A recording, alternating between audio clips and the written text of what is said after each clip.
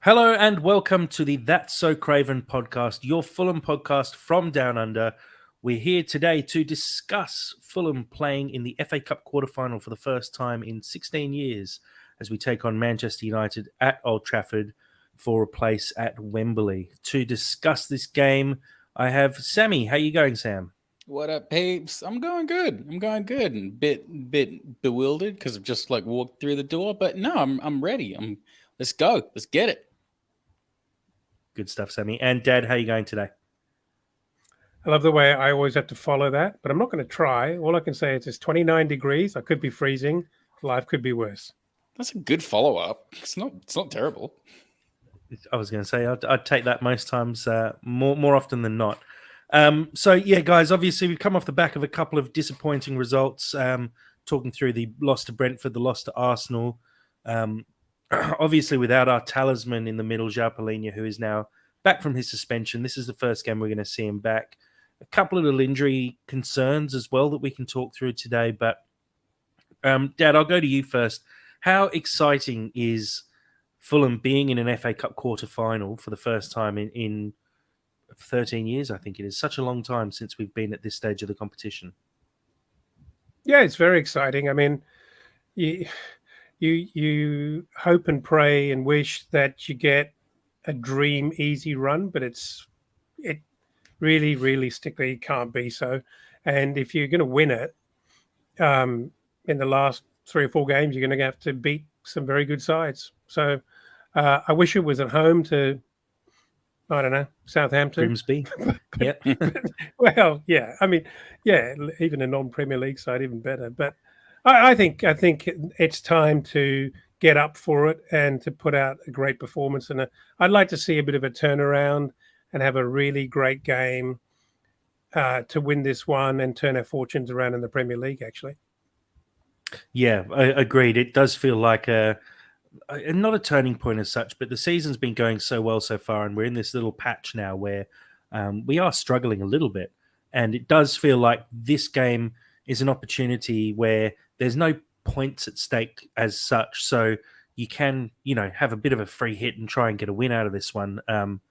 And maybe we can bump our season back into gear again. Sam, looking at the quarterfinal lineup effectively of the other fixtures, we've got Man City playing Burnley, Brighton playing Grimsby, Sheffield United playing Blackburn, Fulham playing Man United. Do you think obviously we could have got an easier draw, but do you think if we do win this game, there's a high possibility of us getting into a final? I mean, assuming we avoid Man City. Yeah, totally. I don't necessarily see why we wouldn't necessarily be able to do that. Yeah, that's the best part about FA Cup. Usually teams just cancel each other out, so then you just left with a couple of top 6 teams. So yeah, no, this is really promising. I like looking at this. I like looking at this a lot. Yeah, look, I mean, it's not often that you get to this stage in a competition and you only see 2 of the big teams effectively. I mean, if you take out Man City and Man United from the quarterfinal lineups, Fulham and Brighton are standout favourites. Obviously, the 2 Manchester clubs are going to be... Interesting way of looking at it. No, but, obviously the 2 Manchester clubs are going to be favourites by a long shot. But after that, you've got Fulham and Brighton, and then quite a big step down to Burnley, Blackburn, Sheffield United, who are all doing very well in the Championship, but they're not Premier League clubs at this stage, and they are, that step below Fulham. And then obviously Grimsby, who are even further down the league. It does feel like there's an opportunity, and, we've seen upsets where a team like Burnley could get a result against Man City, and all of a sudden you've got a quarterfinal lineup, if Fulham do win through, of Fulham, Burnley, Brighton, and Sheffield United. And it's really on the cards at that point. And we've been clamoring for cup runs for such a long time, and it just hasn't been the right time for a cup run. The last 7 years have been yo-yo years where we've gone down, up, down, up, down, up. And now we're in a stage where we're looking a little bit more comfortable, at least this season, when we're almost definitely not going to go down. So it is the season to throw everything at a cup run.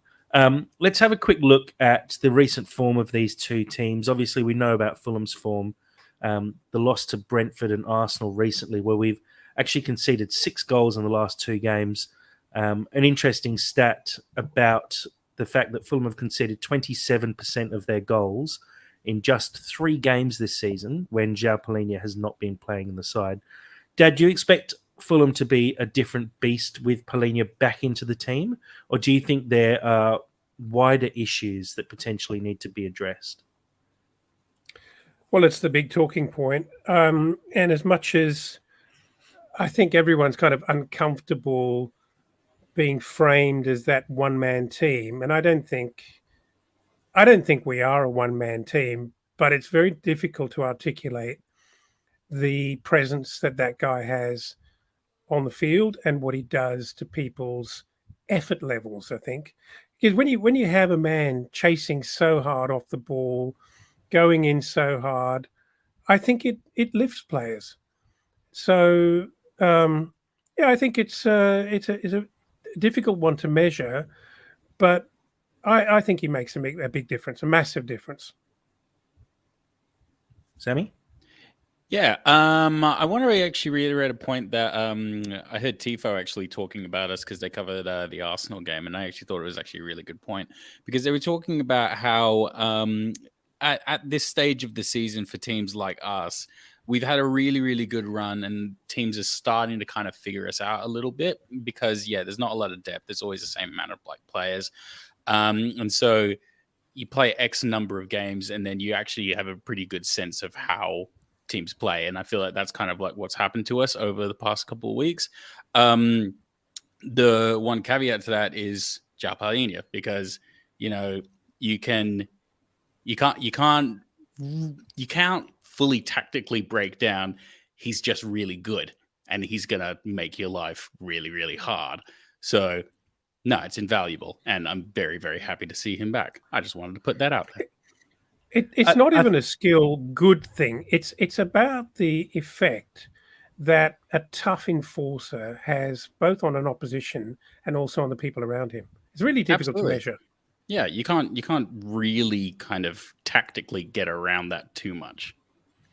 I think you should just listen to our podcast, Sam, because I'm pretty sure we discussed almost the exact same point earlier in the week.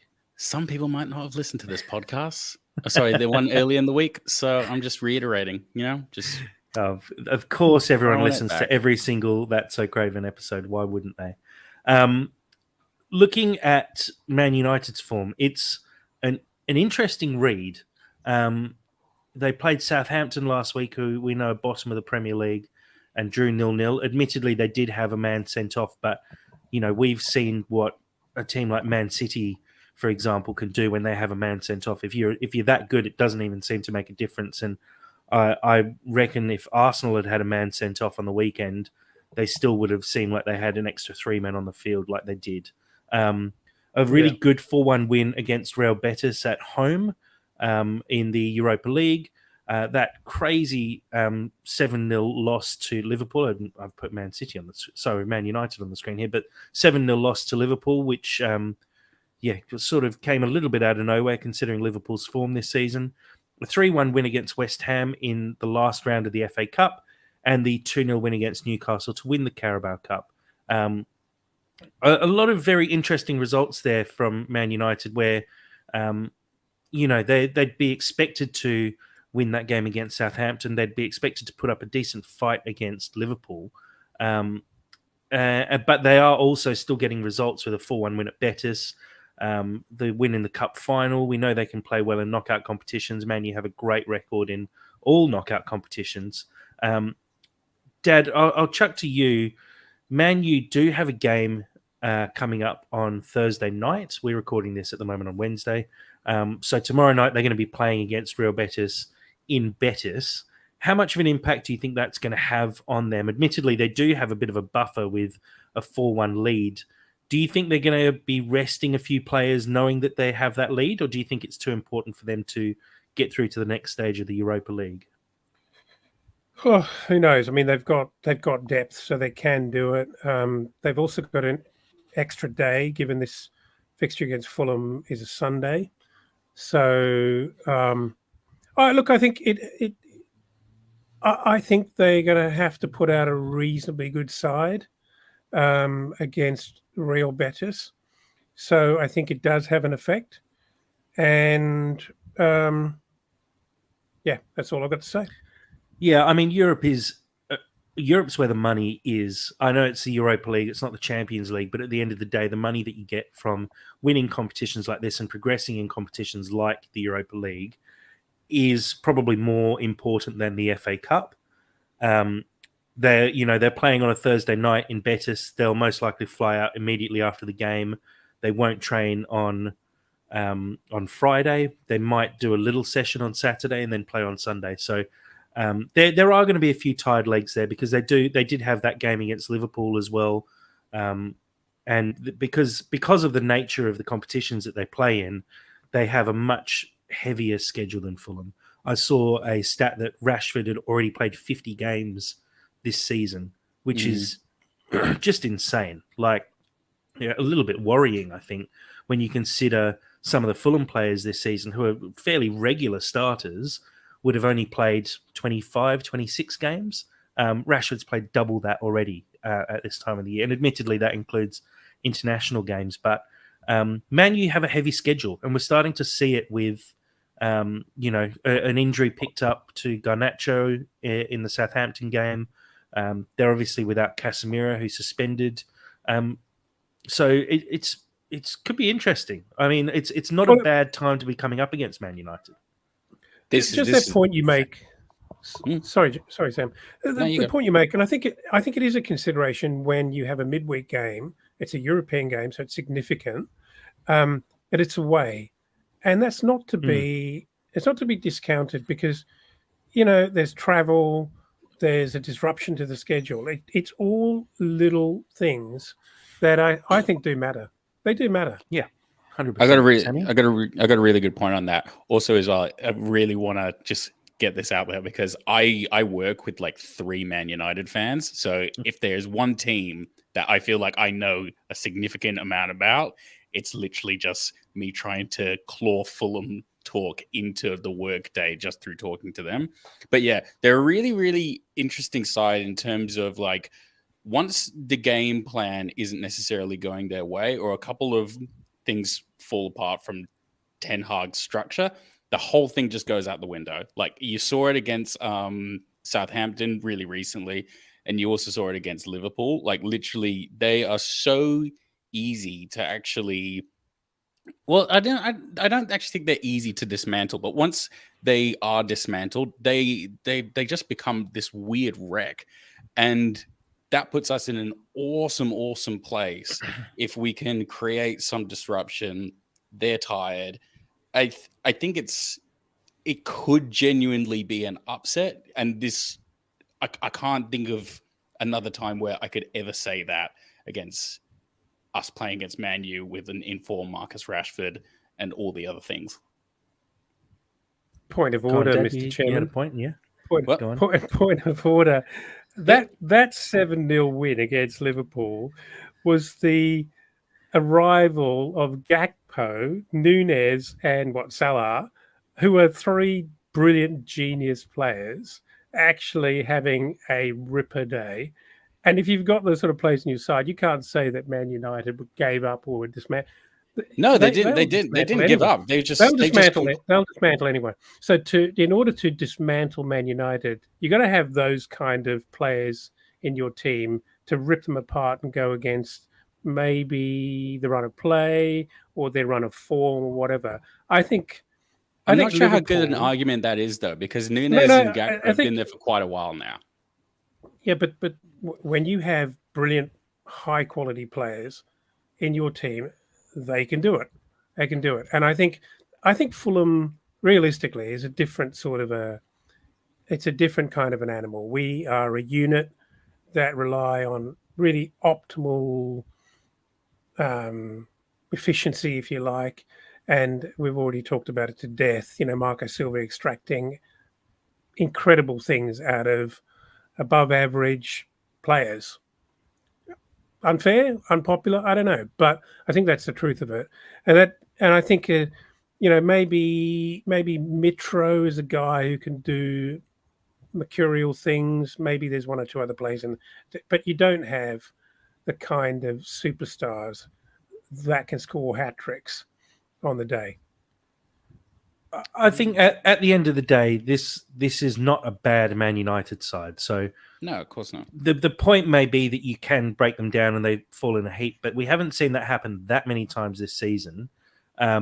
It's very different. A Man United Liverpool derby is very, very different to any other game because there's such a rivalry there, and we see these blowouts happen. Like it's crazy the number of times that these teams concede 5 goals against each other, 5+ goals. When you see Man U play Arsenal, Chelsea play Liverpool, Man City play anyone, like those top 6 teams, they for some reason, if there's a bad loss, it's a really bad loss, and you see a lot of goals going in.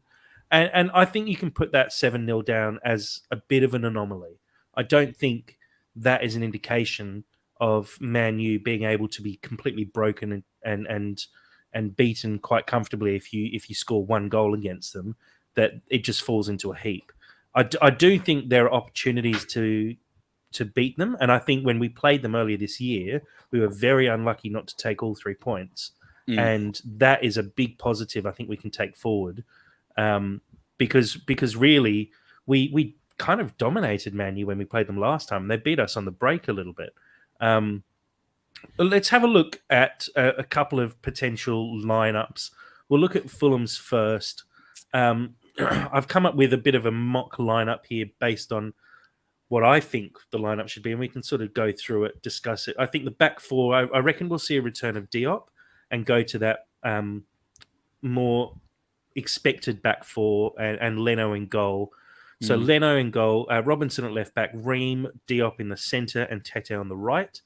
I think this is probably going to be the round where we see Rodak drop down to the bench, but I wouldn't be overly surprised to see Rodak in goal for this game. I'm kind of hopeful that we see more of a full strength side from Marco Silva, but I do think there's a possibility for a bit of rotation there still. Across the midfield, Palhinha is a definite to come back in for me, and I think we're going to see Harrison Reed retain his spot, although I think there's an argument for Lukic to potentially come in there as well and play alongside Palhinha. Almost certainly we'll see Andreas Pereira start in the number 10 position. I expect we'll see Solomon on the left and Decordova-Reid on the right. Haven't heard any news about Williams' injury at this stage, but I would have thought we'd probably stick with Bobby again anyway. And then Mitro up front. Dad, I'll throw to you first. Let's talk about the keeping position here. We've seen Rodak play in every round so far, and Silva's sort of kept the faith with him as the cup keeper, if you will. Do you think that there's a possibility that Rodak starts, or do you think if we want to take it seriously, we have to play Leno? Option 2, Your Honour. There's no way in the wide world you're playing Rodak against Man United away if you're serious in progressing. Nothing against Rodak, but Leno is the guy. And if you look at what he brings to this side and how many points he's won us or contributed to the winning of, absolute hands down has to be Leno. If Diop isn't selected, I'm travelling to London and requesting talks. And I guess you're assuming Willian is still injured, or are you just saying Bobby over Willian? I think. Well, Silva did say that Willian was selected to start, but then effectively pulled out with an injury. So he was going to start the Arsenal game. I think if Willian's got a potential little hamstring strain and a back injury, I wouldn't be surprised if Silva lets him rest and plays Bobby, who links up really well with Tete anyway. Yeah, I'm happy with that. And maybe Willian sits on the bench and adds something late in the game if you really need him. But I think realistically, we'll probably see Bobby start. Sam, I'll throw to you a question. Do you think Lukic or Reed, basically, that's the question, who partners Palhinha in the middle? You know, I mean, a Man U lacking in Casemiro, it could be worth having Sasa Lukic there just to add a little bit more creativity and like link up with Andreas, because Andreas is going to have he's going to have a long game if he's having to do all the creativity himself. I mean, honestly, you could even see Tom Cairney genuinely start just for this game alone, just because. Oh, is he still on injured? Well, there you go. Yeah. Yeah. Well, there you go.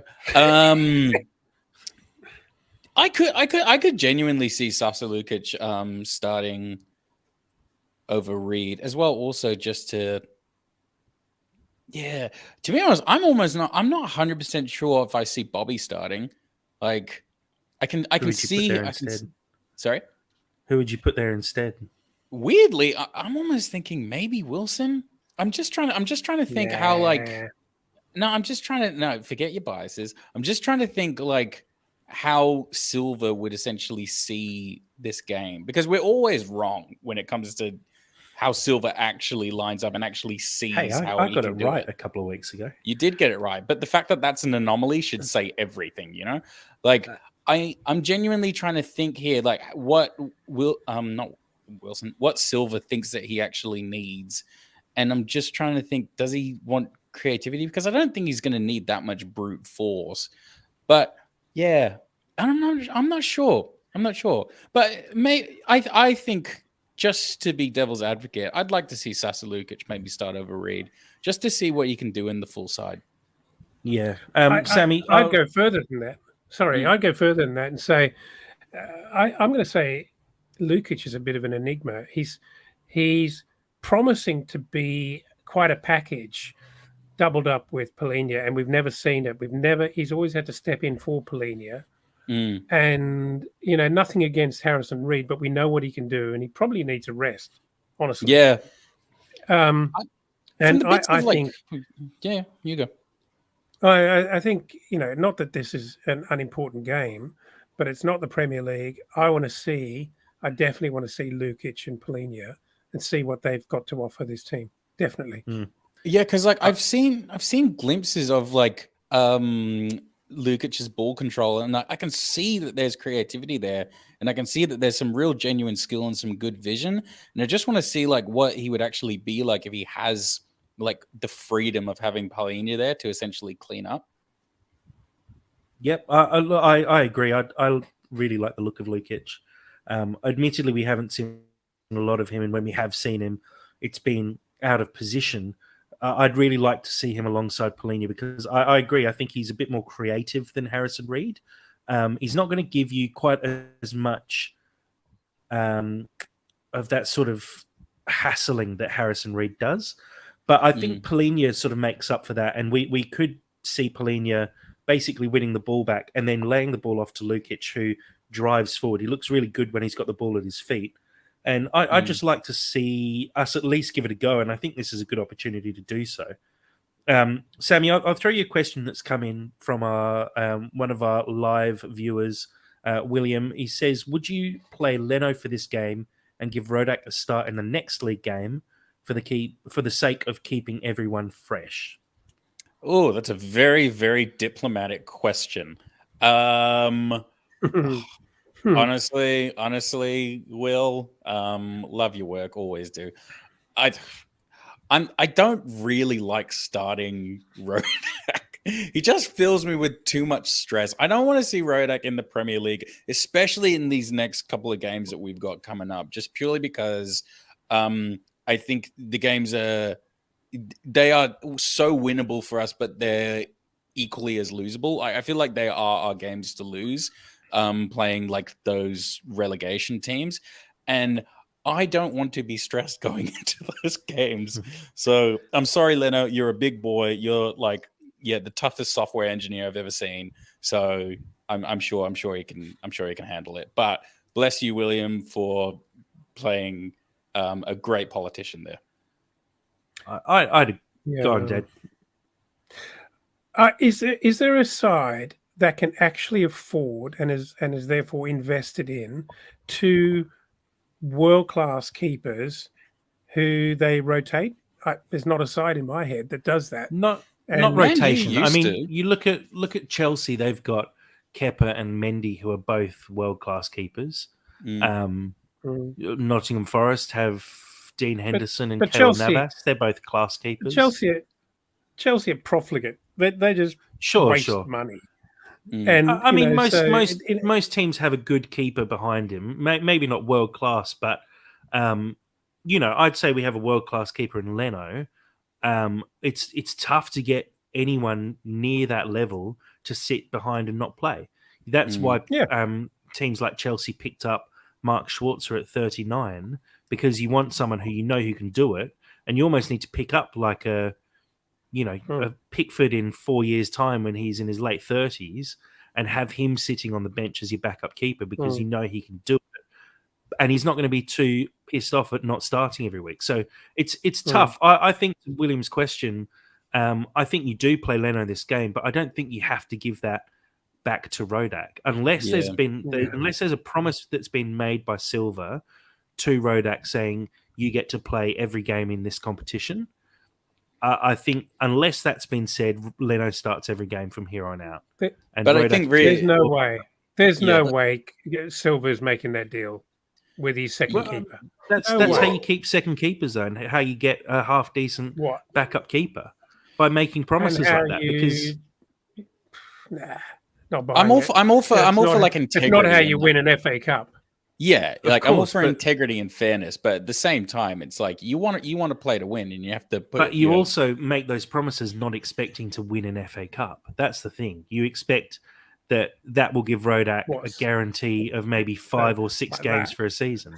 Well, pretty much. You go, we'll get to you'll be able to play in the 3rd, 4th, and 5th round of the FA Cup, and the 3rd, 4th, and 5th round of the Carabao Cup, and you get your 6 games for the year, and we're pretty happy with that. But all of a sudden, we're getting to crunch time now where you can win the FA Cup, potentially. And so sometimes those promises you might have made do have to be thrown out the window. And I think this could be one of those times. Absolutely.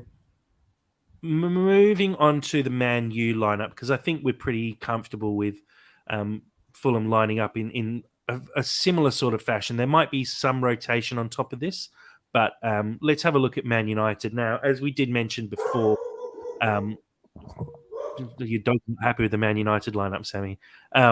As we did mention before, Casemiro is missing for this game. That is a big loss for Man United. They were Casemiro has been constantly touted as the signing of the season, saying he's changed the way Man United play every week, saying he's the key to everything that they do. The fact that he'll be missing for this one is quite a big loss for Man United, and I think that's a big gain for Fulham.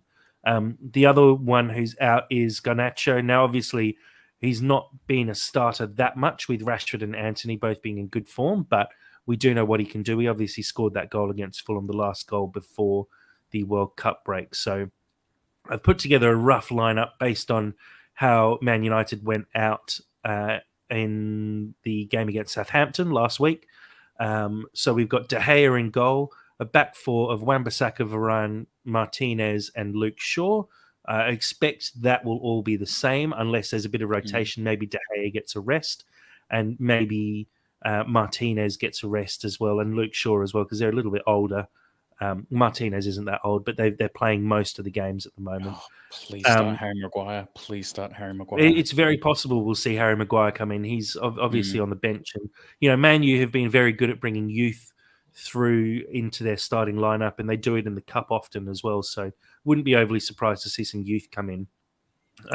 In defensive midfield, it's probably a choice between Fred or McTominay to replace Casemiro. When Casemiro went off after his red card, McTominay came on and played in that role. So I expect we'll probably see that happen again.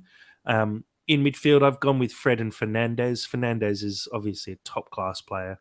Fully expect him to play in this game, even though he would have played in Europe as well. But I think he's too important to drop for them. And it's between Fred or maybe Jadon Sancho in that position there in midfield.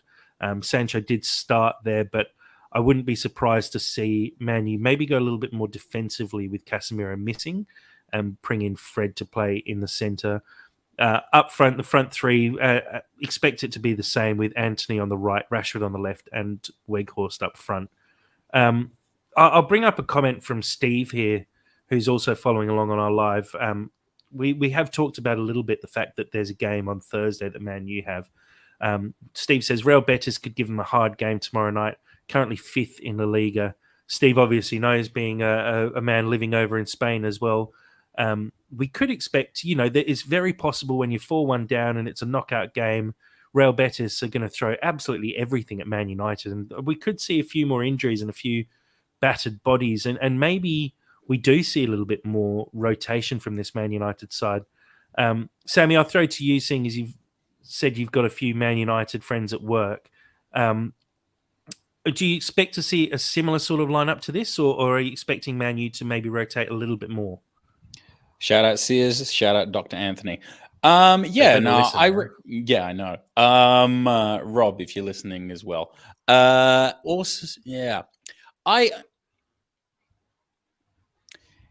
just trying to think here. Like,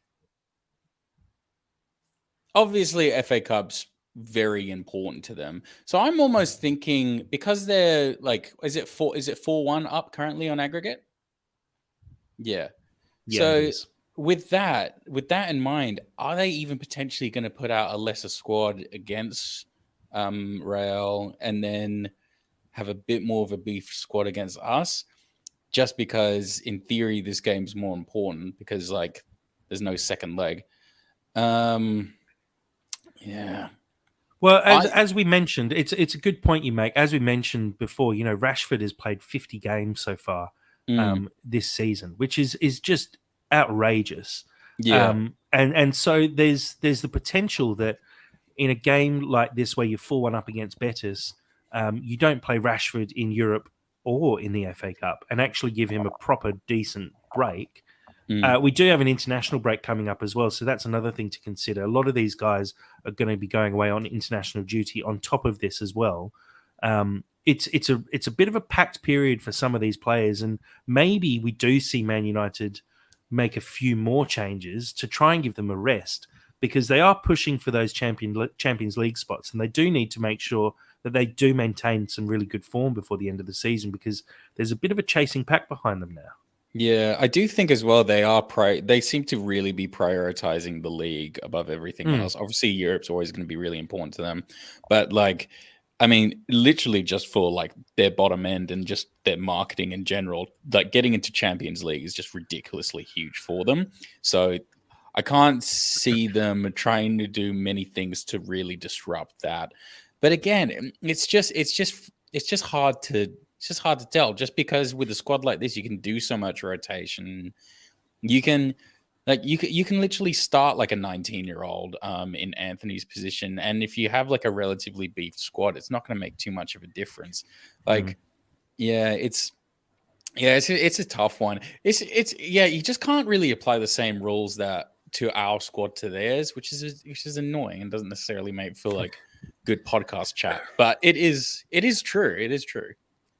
I think, honestly, as important as Europe is, and there's no doubt about it, when you get this close and you see they would have some respect for Fulham, but they would never be thinking of Fulham in the same terms of Man City.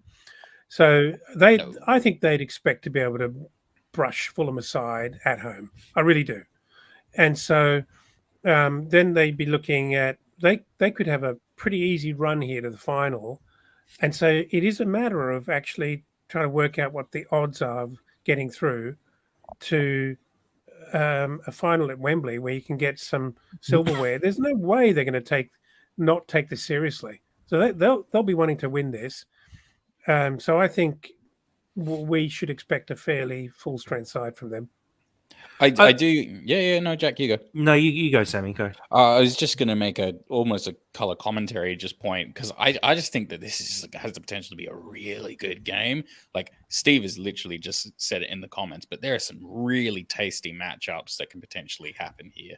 Like this is potential to be, if all goes well and stars align, this is potential to be some brilliant football. Oh, Yeah, no, I fully agree. I think, Sam, you did mention that Man U have been taking the league a little bit more seriously this season. I think that's true as well.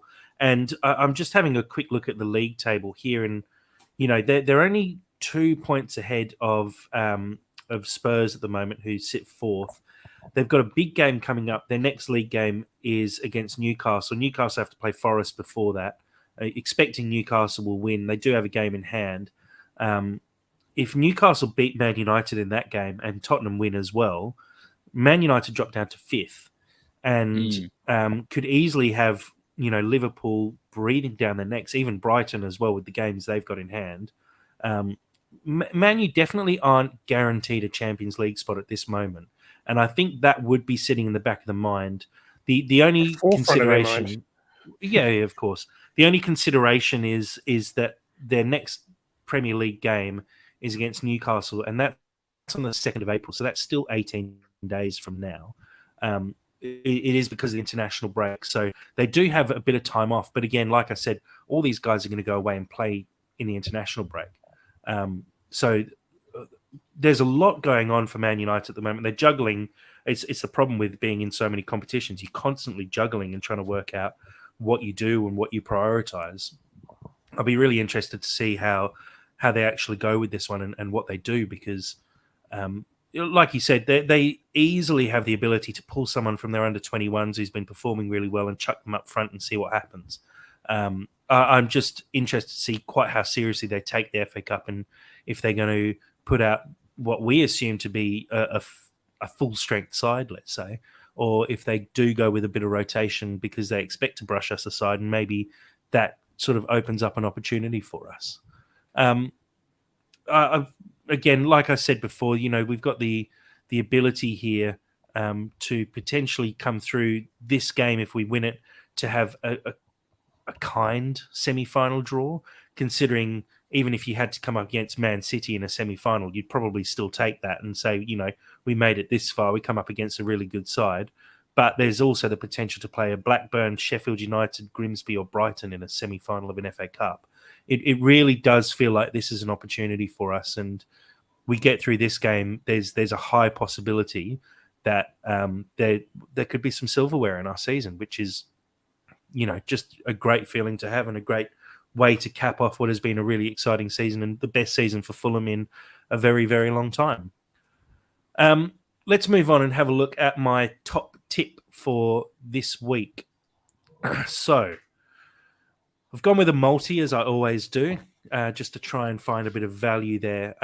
It's an interesting one here. It's paying $40, so effectively 40 to 1. Meaning if you put on a $25 bet, you would win back $1,000. I've gone for Andreas Pereira to score at any point in the game. I think against his old club, I wouldn't be overly surprised if he did nab a goal. He's looked very close a couple of times. There's a couple of chances that he's had where he's had good shots from distance that are well saved. He gets himself into some good positions. He's been looking really dangerous from dead balls as well. We obviously saw him hit the bar in that game that Solomon managed to nod in afterwards.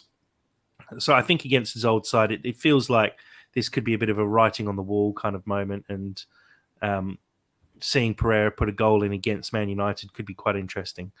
Now, these two additional parts of the same game multi are for the 90 minutes. Now, these games don't go to a replay. Now we're at the quarterfinal stage. They go to extra time and penalties.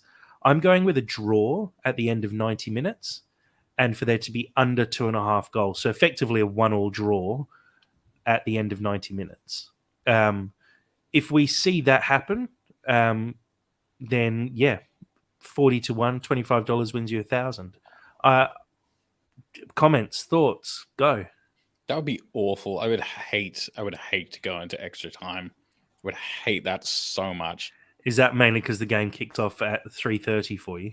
That is a contributing factor, but just in general, like I think we have. I think we can win. Like I can go out on the record and say I think we can win. But 1-1 or even push to penalties. I just don't think we have the depth. Yeah, Dad, your thoughts? I like the narrative of Pereira wanting to prove himself against his old club at Old Trafford. Mm. Can we hold this to a 1-1 draw? Well, if Southampton can keep, if Southampton can keep Man United out, why can't we? So we need a red card, essentially, is what you're saying. Yeah, maybe. Well, Which I'd be interestingly, all for. a 1-1 draw is one of the. I'm just looking at the odds on the screen now. 1-1 draw is effectively the second favourite potential result for this game. They're looking at a Man United 1-0, 2-0, or 2-1 win are the favourite results, and next after that is a 1-1 draw at the end of 90 minutes. So I don't think it's out of the question for a result like that to happen. A Fulham 1-0 win, for example, is paying $20, so 20 to 1. Wow. I think a draw after 90 minutes, knowing that there's extra time and penalties, I think when you do know that is a possibility, if you were 1-1, let's say, with 75, 80 minutes gone, you do sometimes almost see teams play for extra time, knowing that you've got a chance to get to penalties. And then when you get to penalties, it really feels like 50-50. Any team could win it. It's down to a keeper, and you never know what could happen at penalties. So I see Fulham nicking a goal through Pereira. I see us conceding because I think Man United are just kind of that good. But I don't see it being a super high-scoring game. I think it's going to be quite attritional, as we saw in the last time we played Man United. I think there's going to be a lot of hard challenges and a lot of physicality in this game. Any other comments on that? Do you think that? Well, firstly, do you think those are good odds? Yeah, not bad. But please, can we not go to penalties? Yeah, I just I mean, for like the narrative, it would be incredible. But like for my arteries, I just don't think I can. I just don't think I can hack that. You know. No, fair enough. Another cheeky bet there as well. Manor Solomon still playing $6 to score at any time in the game. I think he's going to give Wan-Bissaka some real issues down the right. Go on, my bet, and I've been pretty good with my bets of like who's going to score. I reckon I'd love to see the statistics on this. I reckon Harry Wilson, because I reckon he's going to come on, be incredibly unassuming, and then just finally have his moment, and Man U will just be perplexed and confused, and he will be relatively unremarkable for the rest of the game. And it just matters. One moment. Put it this way: Harry Wilson is paying $5.80, which is the same as Solomon and Willian. That's mental. And apparently more likely than Pereira or Deco Dova-Reid scoring. Oh, I'm not having that. Not having that. So this is, again, why we do the segment, to pick out these little things, because, you know, the Man United anytime goal scorer is much more well-researched, it seems, at least, where you've got Rashford as the outright favourite, Martial behind him, Weghorst, Anthony, Fernandez, all paying good money. And, you know, you don't have the anomalies floating around quite the same as you do with Fulham. Even João Palhinha paying $14, considering some of the goals we've seen him score this season. It wouldn't be out of the question from a corner to see Palhinha head one in, or another 40-yard bomb from Palhinha. Like, you know, there's a lot of value floating around for Fulham bets this year, and I think it's quite an interesting one, and I'd be really interested to see other people's thoughts on these as well, and if there were other multi-bets that you could piece together and try and find a little bit of value, because I don't think Fulham are being fairly judged in the market at the moment, and that's where the value comes from. Gamble responsibly. Oh, man. Anyway, let's move on to our final segment of the podcast. Sammy, your thing. You've asked today to be put, for our people on the live stream, you've asked for a builder's hat. Yes, I have. Walk me a through safety your hat. quiz for the day. A safety helmet. hat. Okay. So, again, it's the season for a lot of things. But one thing that's also on the horizon that nicely links back to Tony Khan. So again, this is a scenario where Tony Khan, the megalomaniac that he is essentially just trying to compete in every capacity with his competitors. So in this scenario, Tony Khan is competing with WrestleMania itself, and he is booking specifically with Fulham players to actually take the positions that you would otherwise see wrestlers do. Now, in this scenario, you have to book the winner of these inaugural championship matches. And if you can as well, I would love to hear some booking ideas. I'd love to, because it's one thing to just decide who you want to win, but it's another thing how you would like to see it win. And that's what the art form is about. So, with that in mind, the Cruiserweight Championship, Solomon versus Reed. Who do you pick?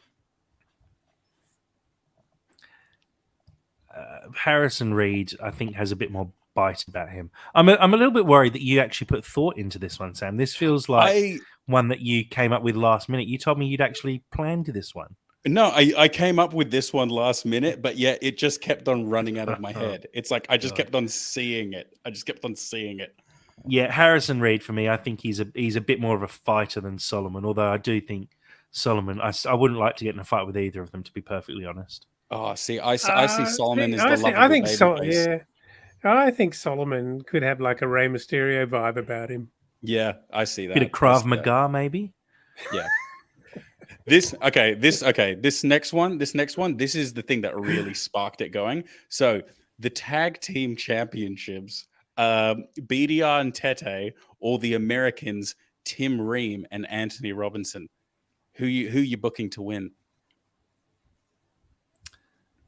I'm going BDR and Tete. Tete takes a hit. Tete takes a hit like no one else I've ever seen. He constantly gets boots in the ribs, gets studs up challenges on him. He's got more red cards against him this season than any other player. It's outrageous. I think he's got a lot of heart, and I back him. And I think Bobby just looks like he'd be able to slip in and out of people and avoid getting touched up at all. Oh, see, I reckon BDR and Tete. Yeah. No, Dad, you go. I think I can see Ream I can actually see Ream as a wrestler. You know, I don't know why. With the ponytail? Yeah. I just think he's got the theater about him. And I think he could pull that off. I think Anthony Robinson would be really awkward as a wrestler. I can't see it, so I'm a bit confused. It's literally just because I just see them as like a duo, and I just see BDR and Tete as like a duo. I picture that being like a really hard fought battle, and then like you think that Tete and BDR are gonna win because they dominate the whole match, and then like Green uses trickery and brains, and then he just sneaks something. I don't know how he does it though. That's for other bookers. Anyway, the Intercontinental Championship, William or Pereira, the inaugural one. Should be the Brazilian Jiu-Jitsu Championship, surely. Honestly, though, yeah. I think Willian's trickier than Pereira. I think Willian, I think he's tricky. I think Willian as well. I'm going with Pereira. Pereira is an angry man. He's really angry sometimes, and I'd be a little bit scared. I reckon he's got some rage behind the bleached hair and those lovely piercing eyes. I rate and the combed up eyebrows. Yeah, I rate Pereira to be maybe a bit dirty as well. Some brass knuckles somewhere. Yeah, no, I see that. Yeah, I'm going for it. Speaking of rage, the World Heavyweight Championship, Mitrovic or Palhinha. Now that's a good matchup. That is a good fight. I think Mitro through pure brute force. He's a strong guy. So yeah, I actually Mitro.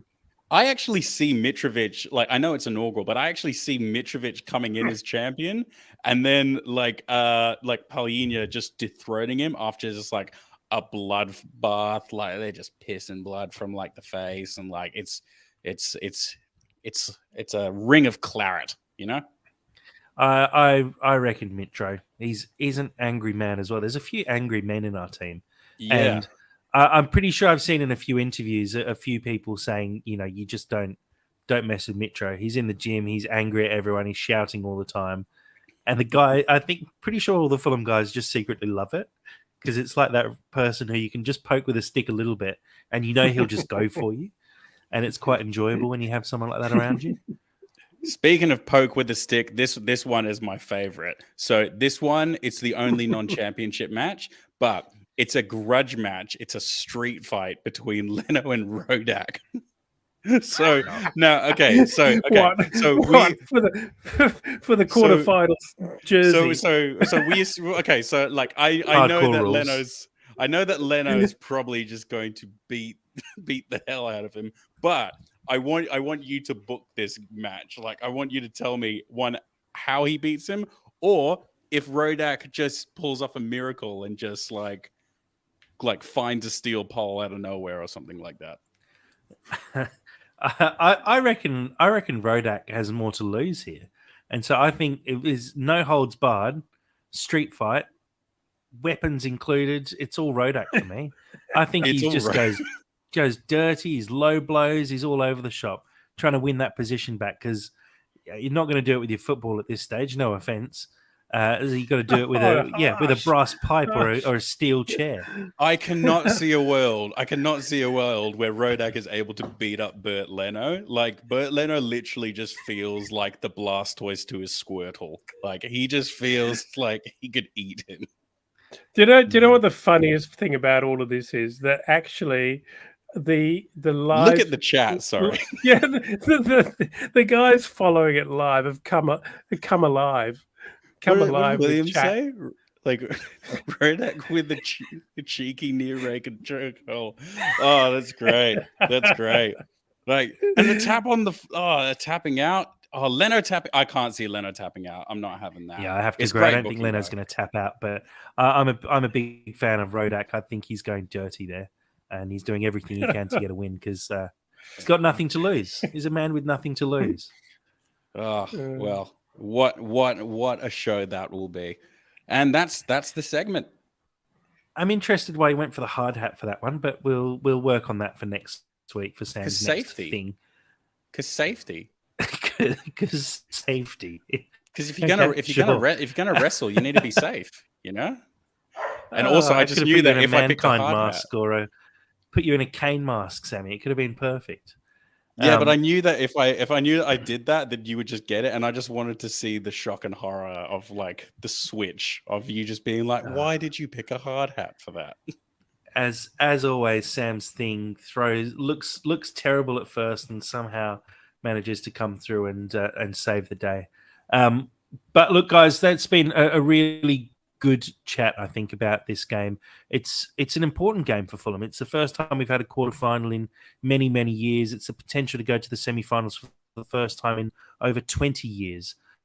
And, I think it would be really well-deserved for the season that Fulham have had so far to see us go to Wembley and potentially play for some silverware. Our first silverware kind of ever, if you take out lower leagues and the Intertoto Cup, which we won. I think this has the potential to be a really, really exciting game, and I'm really looking forward to this one.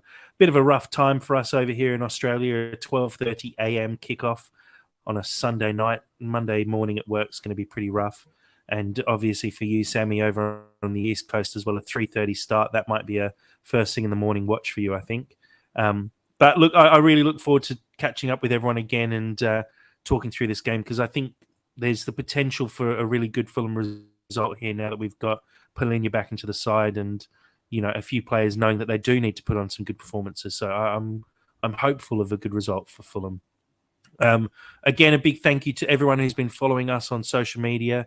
Really enjoying seeing us growing on Twitter, especially, and those who join along for the live feed, especially Steve and William, who've joined today and contributed hugely to the live feed. It's really enjoyable when we get to interact with the people who follow us. I'll give a quick shout out as well. This is a little bit selfish, but not really, to the FFC and Me podcast that's been released on YouTube and Spotify. The episode with myself talking to Ash came out about 45 minutes ago. So this Wednesday morning, first thing. So please do support Ash. He's been on our podcast before and helps us out a lot as well offline. Get around his podcast. Make sure you follow it on Twitter, and make sure you follow That's So Craven on Twitter. We'll try and share as much information about other podcasts and about Fulham news as we can during the week. So yeah, make sure you do like on all social media, subscribe to us on Apple Podcasts, Spotify, anywhere you get your podcasts, and keep supporting the That's So Craven team. So, Dad, thank you very much for your time this afternoon. Looking forward to maybe, I don't know if we'll be able to watch this game on Sunday together, seeing it's so late, but we'll see. Yep, it's a pleasure. Good chat, good fun. And I'm a little bit concerned about how much thought you actually put into the classes of each one of those matchups, Sam. I'm really, really concerned about that. Do you know what? It was just pure inspiration. Genuinely, you taught me a long time ago that no person is a genius because the Greeks said that you have genius in moments. And in that moment, I had genius. I reckon Dad might have put it a little bit more succinctly than that, but good job, Sammy. And Sammy, thank you for joining us today. Thank you for having me. Looking forward to talking this one through with both you. No notes. Let's take the notes offline, I think, this time. But look, again, thank you to everyone who's been joining in, and we look forward to talking to you very soon when we review this game. But until then, come on, you Whites.